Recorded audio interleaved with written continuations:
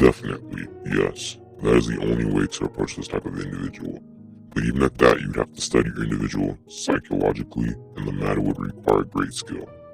All people have to be approached in different manners as far as hypnotism goes.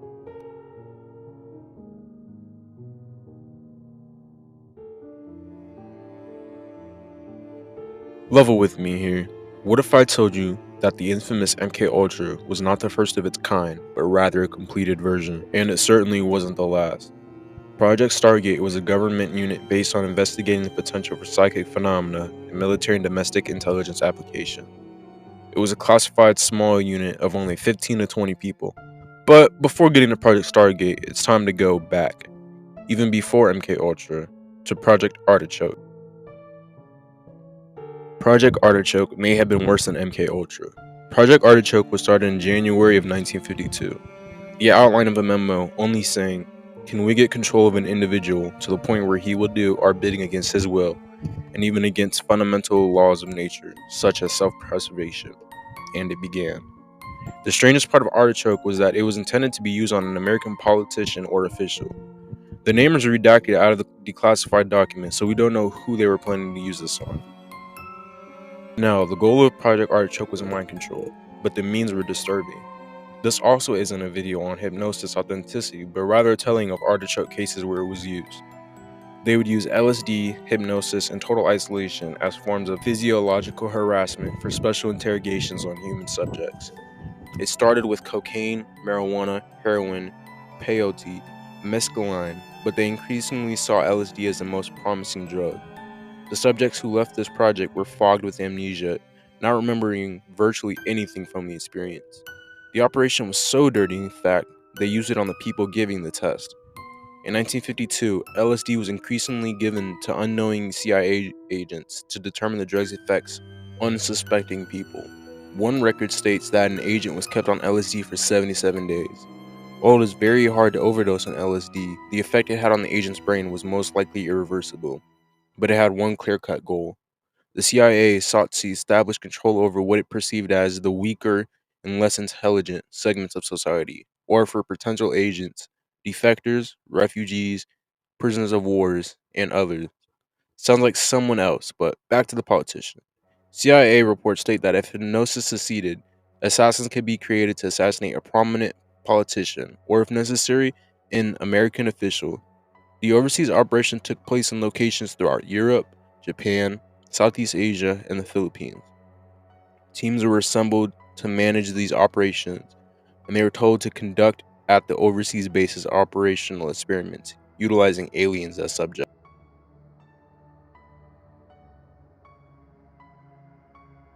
Now, what did these experiments contain and do? Did they work? The answer is yes and no. The first test the CIA did was on a foreign national man. According to the documents, he was a former agency asset who has since stopped cooperating. He's only referred to as subject. The memo goes, access to the subject would be extremely limited, probably limited to a single social meeting. Because the subject is a heavy drinker, it was proposed that the individual could be surreptitiously drugged through the medium of an alcoholic cocktail at a social party. Artichoke, presumably hypnosis, applied, and the subject induced to perform the act of attempted assassination at some later date. All the above was to be accomplished at one involuntarily controlled social meeting.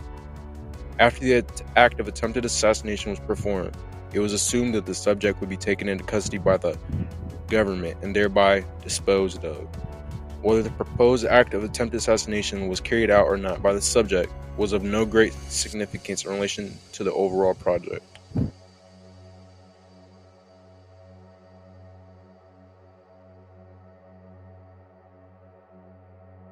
With the final memo being, this would be made available when and if required.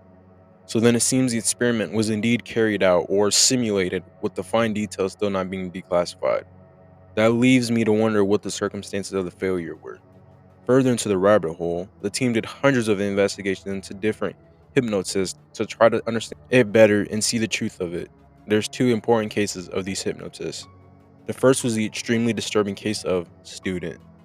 According to a declassified document, the student was a teenage hypnotist who frequently hypnotized classmates into having intercourse with him, presumably a college student. He described it in one scenario when he did this to a girl in his orchestra class. First was to put her into a hypnotic trance and convince her he was her husband and that she desired intercourse with him. He also claimed to do this to random girls on the street when walking home, upwards of 5 times a week. The student is clearly a terrible person, if true, but there was even more. He claimed to be a hypnotist in World War II. To confirm this, the CIA put him into a specialized training course for hypnotism. When finished, they brought a random man to him and ordered him to hypnotize the man. Student told the man he would feel no pain, go into a trance, and when he awoke, he would be deaf for 2 minutes. Student then hypnotized him, and upon waking, the man indeed did go deaf. To test for fakery, student went behind the man and yelled and clapped in his ear loudly, to no effect.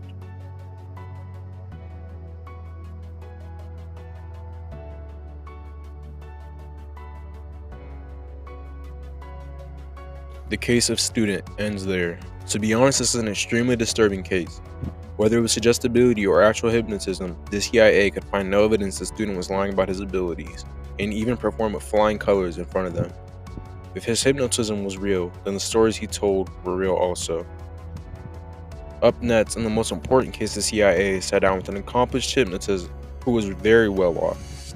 The man is described as 6 foot tall, horn-rimmed glasses, has a strong aggressive look, and physically is quite impressive. He appears highly intelligent, courteous, amiable, and was cooperative throughout. Minus the glasses, this is how I would picture him. We'll refer to him as Man. The agents brief him on confidentiality, and it's important after this meeting. The agent begins with the question, what are your experiences in general with hypnosis?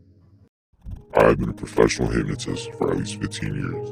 At present, I am employed on a very confidential basis 2 days a week, and I work continuously with all types of patients at. What part do you think did hypnotism play in other shell trials by the USSR and their satellites? Now this part is where the dates get messy.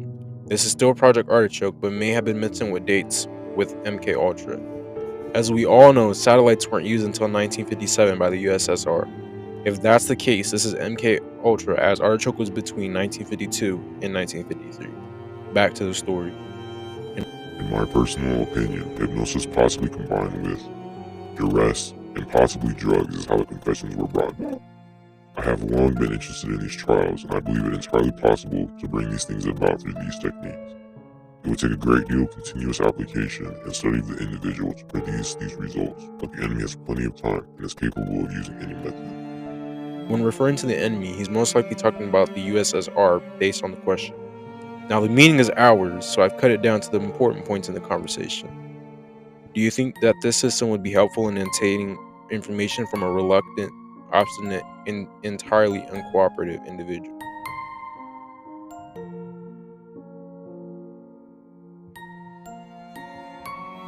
Definitely, yes. That is the only way to approach this type of individual.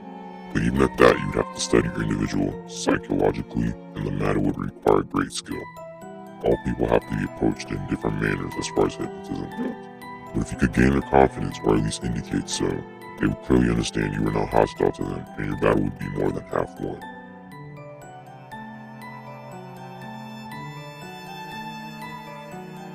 Possibly the most important question and answer in the entire meeting goes this way. How far do you think individuals could be controlled by hypnosis? This is a very difficult subject. Post-hypnosis will last 20 years and will be very strong if reinforced from time to time. However, if the correct control is wanted, and particularly without reinforcement, perhaps 12 hours would be the most you could expect, and even then a possibility exists that the person under hypnosis might suddenly be awakened by some external stimulus.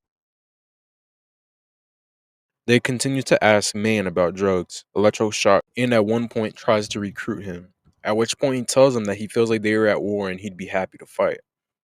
When asked if hypnotism could be used as a weapon, he confirms it can, but in strict conditions, such as gathering information and breaking morale. This wasn't the type of weapon they were looking for exactly, which led to astral projection training in MK Ultra. End of Man case. This was Project Artichoke in essence. They found very little success, which led to the extremities and horror of MK Ultra.